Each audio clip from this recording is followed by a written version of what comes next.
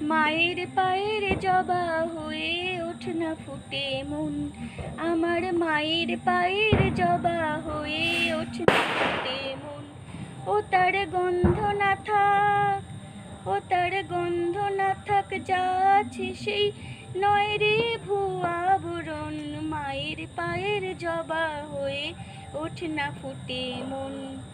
জানি জুই মালতী হায়, কত গন্ধ যে ছড়ায়, জুই মালতী হায়, কত গন্ধ যে ছড়ায়।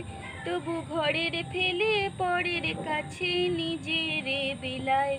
মায়ের পায়ের জবা হয়ে ওঠ না ফুটে মন, আমার মায়ের পায়ের জবা হয়ে ওঠ না ফুটে মন।